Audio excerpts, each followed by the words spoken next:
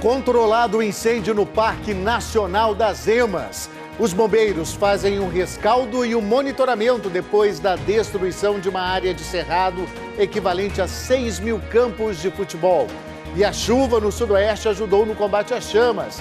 Foi rápida, mas a água caiu em Mineiros. A vacinação contra o sarampo deve ser retomada amanhã em Catalão.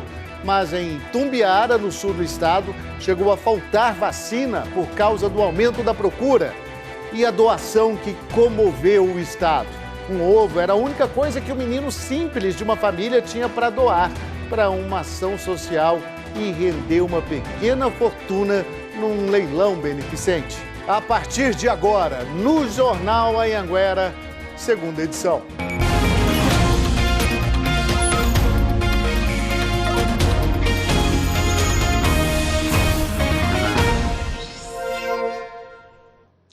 Muito boa noite para você. Agora, 7h17. Estamos ao vivo com as principais notícias da sua cidade, da sua região. E a gente começa falando sobre o caso do coordenador morto numa escola de Águas Lindas. Teve mais manifestação hoje. Esses manifestantes fizeram uma caminhada. Começaram, na verdade, da cidade até o Congresso Nacional. Vou chamar o Fábio Melo, que tem informações ao vivo. Fábio, boa noite. É uma caminhada longa e, mais uma vez, em busca de segurança. É isso mesmo. Boa noite, Luciano. Boa noite para todo mundo que nos acompanha. Pois é, eles começaram essa caminhada há pouco, por volta de 6 horas da tarde. E só devem terminar amanhã, por volta das 9 da manhã. Partiram de Águas Lindas de Goiás e devem seguir até o Congresso Nacional, lá em Brasília. Olha só, são representantes de 17 escolas públicas lá de Águas Lindas. Eles vão caminhar por cerca de 60 quilômetros. O objetivo deles é entregar uma carta para o presidente da Câmara dos Deputados, o Rodrigo Maia. Nesta carta, eles pedem aí por mais segurança nas escolas públicas. Esses atos, Luciano, começaram depois que o coordenador da Escola Estadual Machado de Assis, o Bruno Pires de Oliveira Leite, de 41 anos, foi morto dentro da escola por um aluno que é acusado aí pelo crime, o Anderson da Silva Leite, de 18 anos, que já está preso em uma penitenciária, em um presídio lá de Valparaíso. Luciano, eu volto com vocês. Obrigado, Fábio. É uma história que vai tendo aí novas repercussões e a gente vai acompanhando tudo. Muito obrigado. Depois de 30 horas de incêndio, uma chuva ajudou a apagar as chamas no Parque Nacional das Emas, no extremo sudoeste do estado. E a área queimada é muito grande, a área de preservação, a área de cerrado, do tamanho de 6.000 campos de futebol. Essa área foi uma das mais atingidas. Depois do fogo, só se vê cinzas. Nós flagramos um veado campeiro em meio ao cerrado queimado. Uma chuva na noite de ontem ajudou a apagar o que o fogo havia consumido em 34 horas de incêndio. E nós tentando controlar, monitorar o fogo dentro de uma área. E de repente você vê todo o seu trabalho perdido e com a ajuda de Deus, a chuva veio e nos ajudou muito. Cerca de 6.000 hectares foram consumidos pelo fogo. Isso equivale a mais ou menos 6.000 campos de futebol. E agora o trabalho é de monitoramento e rescaldo. E eles usam um drone para esse tipo de trabalho. Como é que funciona, tenente? Como é uma área muito grande, o drone é uma ferramenta que facilita muito a visualização. A administração do parque disse que um raio deu início ao incêndio no domingo. Esse tipo de fenômeno é muito comum nessa época de seca, entre os meses de agosto e outubro. O parque é considerado Patrimônio Natural da Humanidade pela Unesco. Possui 132 mil hectares e abriga mais de 800 espécies de plantas e 300 aves e mamíferos sob risco de extinção.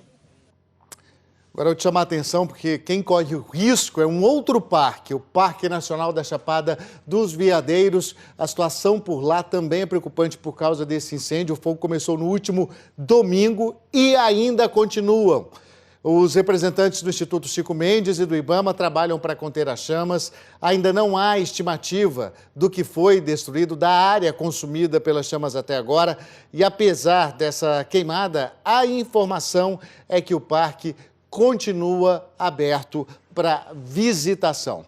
E a gente viu ali que a chuva no sudoeste ajudou a conter o combate aí, na verdade, ajudou a combater as chamas no Parque Nacional das Emas. Essa chuva chegou também em Mineiros. Em Mineiros, a chuva veio rápido nessa terça-feira, mas foi o suficiente para cobrir as ruas e até fazer enxurrada. Os moradores da cidade agradeceram. Esse vídeo foi gravado pela Cleila Carrijo. Gente, olha que chuva mais boa. Chuva abençoada. Delícia. Aquele barulho de água no telhado e a sensação de refrescada. A única pessoinha que não gostou foi a Caitlin, de 5 aninhos, porque imagina, não pôde ir para o ensaio de uma apresentação no colégio. Tu quer ir pra onde? Hein? Pra escola?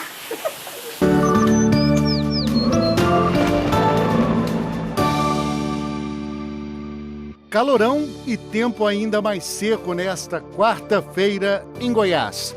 A previsão é de 40 graus no oeste e a umidade pode cair a 14% na região central. Em Porangatu, máxima de 39 graus. Joviânia e Goiânia com 36 graus e na capital a umidade vai ser a mais baixa do estado. Em Jataí e Anápolis, a temperatura varia de 18 a 34 graus. Alerta para a situação do rio Caiapó, que fica na região de Arenópolis, cerca de 300 quilômetros de Goiânia. A Delegacia Estadual do Meio Ambiente foi até lá para investigar a degradação do rio. E a nossa equipe acompanhou tudo.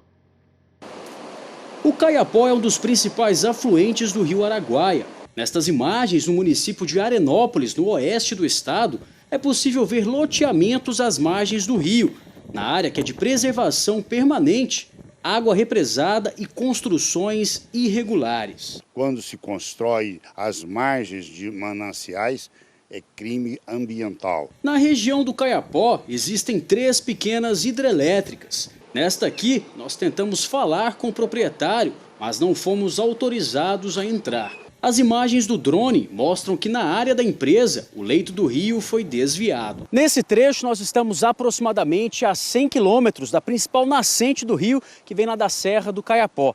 Até esse instante aqui, o rio já recebeu água de mais de 20 afluentes. A gente observa que a vazão do rio é pouca. Nesse vídeo feito por ribeirinhos, um dos trechos do rio está praticamente seco. Isso aqui é o que resta do Caiapó. O seu Bento e o seu Ismael moram neste povoado às margens do rio. Eles afirmam que nunca viram um Caiapó com tão pouca água. Era um rio rico de peixe, você pegava vários peixes, hoje acabou, não pega mais, sabe? Então, é uma situação que está crítica, o Caiapó está morrendo. Agora, quando você pega um peixe aqui, já é digamos assim, uma surpresa, né? A polícia vai abrir inquérito para apurar as irregularidades ambientais no rio Caiapó. Temos vários crimes ambientais, todos serão levados ao conhecimento do Poder Judiciário. Bom, a PCH Mosquitão disse que não opera com abertura de fechamento e também a abertura de comportas para reter a água. E que o reservatório é formado com água da chuva. A PCH não consome água porque todo o volume de água que entra nas turbinas, segundo a empresa, é devolvido ao curso natural do rio. Nós falamos também com um fazendeiro que vendeu os terrenos. Ele disse que o loteamento foi feito de acordo com a lei ambiental e que a responsabilidade das construções nas margens do rio Caiapó, essa responsabilidade é dos donos dos lotes. Olha, depois de confirmados 3 casos de sarampo aqui em Goiás, tem município do estado que ficou sem vacina por causa do aumento da procura. É o caso de Caldas Novas, também Itumbiara, cidades ali do sul de Goiás. E a gente vai começar com o Emerson Ferreira para dar mais informações se as vacinas chegaram até os postos. Emerson, boa noite. Oi, Luciano, boa noite para você, boa noite para todos. Pois é, viu, essas vacinas acabaram aqui no município, mas segundo a Secretaria de Saúde, hoje já chegou um carregamento. A gente lembra que Itumbiara funciona como município sede aqui da regional, ou seja, essas doses que chegaram aqui para a cidade serão distribuídas também para outros 12 municípios aqui da região. A gente também lembra que não existe no momento uma campanha do governo federal para essa vacinação do sarampo, né?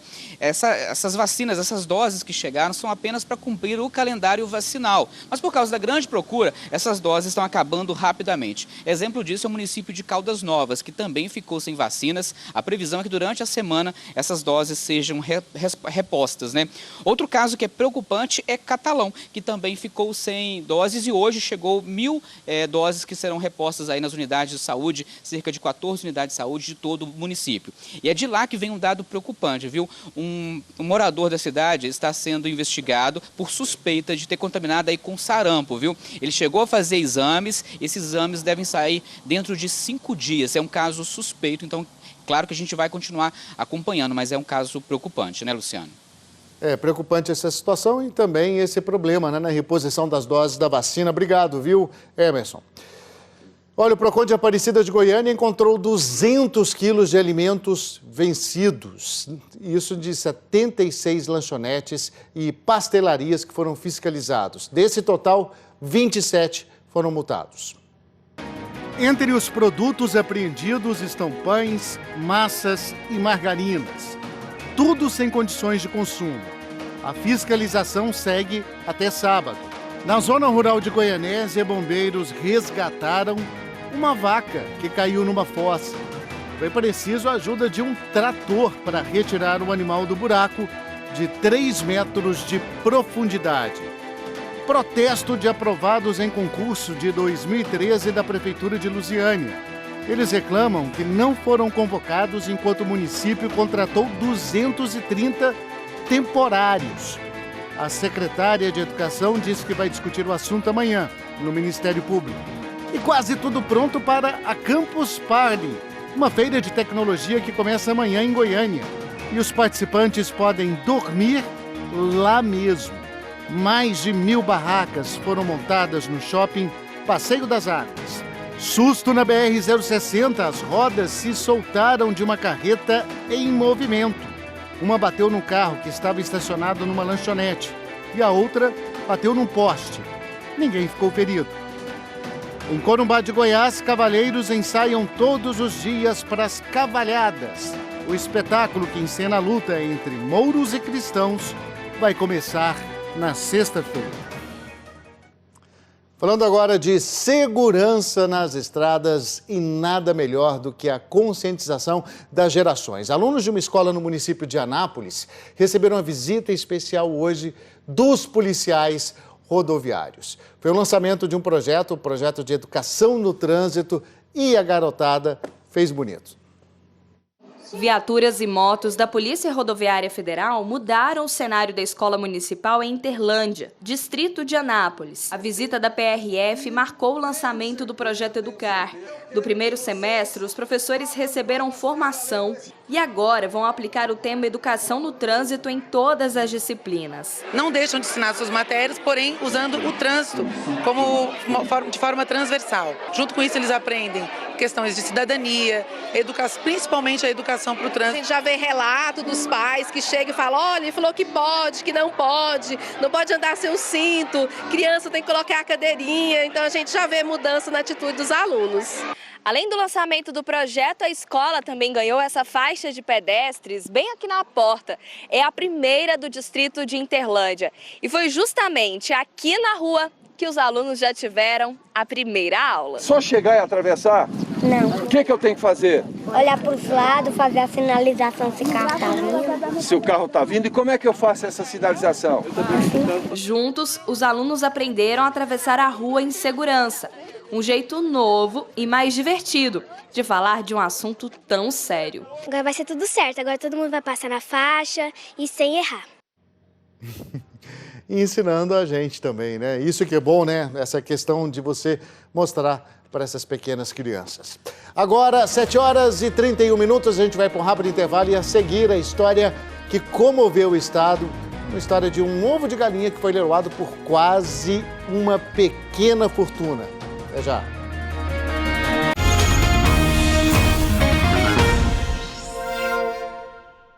Sete e 33, agora com uma história inspiradora que vem de Caçu, no sudoeste do estado. Voluntários estavam pedindo doações que seriam leiloadas. Um garoto de 8 anos não tinha nada além de um ovo de galinha e quis ajudar mesmo assim. E esse gesto dele rendeu um bom dinheiro. Essa história começa na casa do Luiz Gustavo. Ele tem 8 anos e vive com a mãe, os irmãos e o padrasto. Foi por causa dele e de um ovo que a cidade inteira ficou comovida. O ovo estava na carteira, eu peguei sim, escondi isso aí correndo e entreguei para a mulher. O Luiz Gustavo fez uma doação inesperada para um pessoal que estava arrecadando donativos para um leilão beneficente. Era final da tarde de uma quarta-feira quando bateram no portão da casa da família Freitas. Quem foi atender ao portão foi o Luiz Mar, que é padrasto do Luiz Gustavo. Você não imaginava a surpresa que teria, né, Luiz Mar? Naquele dia, eu não tinha quase nada de comer dentro da minha casa.